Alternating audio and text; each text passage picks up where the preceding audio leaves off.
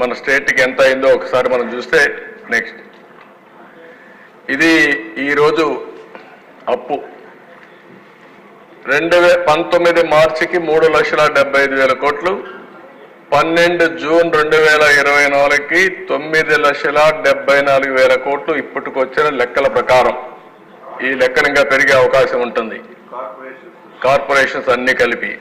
అందుకే అక్కడ చూపించాం.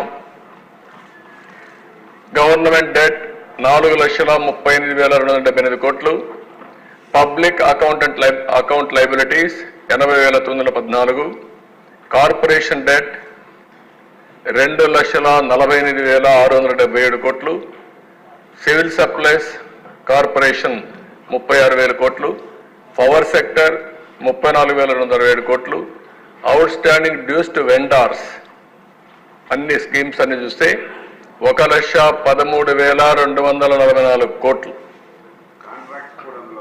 ఆ కాంట్రాక్ట్లు కూడా. Outstanding dues to employees 21,920 కోట్లు, non contribution to sinking fund అని 1,196 కోట్లు. అంటే ఇప్పుడు మొత్తంగా మనం చూస్తే 1,13,000 కోట్లు, 22,000 కోట్లు.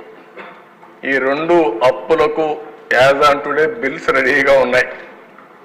వాళ్ళు ఏం చేయాలని అర్థం కాదు, మళ్ళా డెవలప్మెంట్ చేయాలి. ఆ పరిస్థితిలో మనం ఉన్నాం ఈరోజు.